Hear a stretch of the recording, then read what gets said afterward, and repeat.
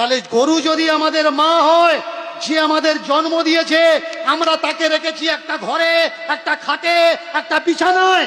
আর গরু যদি আমাদের মা হয়, গরুকে গলায় দড়ি দিয়ে আমরা বেঁধে রেখেছি গোয়াল ঘরে। আপনি পারবেন আপনার মার গলায় দড়ি দিয়ে গোয়াল ঘরে বেঁধে রাখতে? পারবেন না। মাকে মা বলছেন, কিন্তু কর্তব্যের সময় গলায় দড়ি বেঁধে তাকে গোয়াল ঘরে রেখে দিচ্ছেন। বলুন, গরুকে কারা অপমান করছে? মুসলমানরা নাকি হিন্দুরা?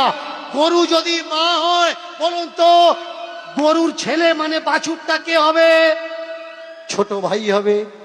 মার পেটে যে হয় সে তো ভাই হয়। এবার বলুন, গরুর বাছুর হলে, বাছুরটা যদি আমার ছোট ভাই হলো, 21 দিন পরে গিয়ে প্রথম দোয়াটা কতদিন দেন? কতদিন পরে দেন? 21 দিন না? তাহলে আপনার মা যদি আপনার ছোট ভাইকে জন্ম দিত, 21 দিন পরে আপনার ছোট ভাইয়ের গলায় দড়ি দিয়ে পাশে বেঁধে রেখে আপনার মায়ের জননীর গর্ভধারিণীর দুধ দুয়ে বিক্রি করতে পারতেন? আমাকে বলবেন না যে আমি হিন্দু ধর্মের অপমান করছি। আমি প্রশ্ন করছি, আমি জানি না, আমি অবোধ শিশু। আপনাদের কাছে জানতে চাচ্ছি কোনটা করা উচিত আর কোনটা করা উচিত নয়।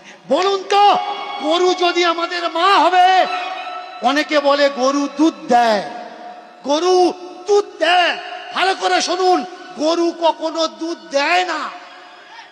বাছুরকে বেঁধে, গরুকে বেঁধে আমরা দুধ বের করে নিই।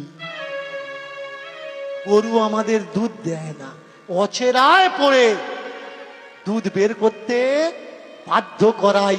আর যদি দুধ না দেয়, লাথি মারে আমরা কি করি? সামনের পা বাঁধি, পিছনের পা বাঁধি। বলুন, যাকে মা বলে ডাকছেন, এই ব্যবহারটা যার সঙ্গে দিচ্ছেন, সত্যি কি ঠিক ব্যবহার দিচ্ছেন? এবার বলুন তো, যাকে মা বললেন, এটা আমার মা।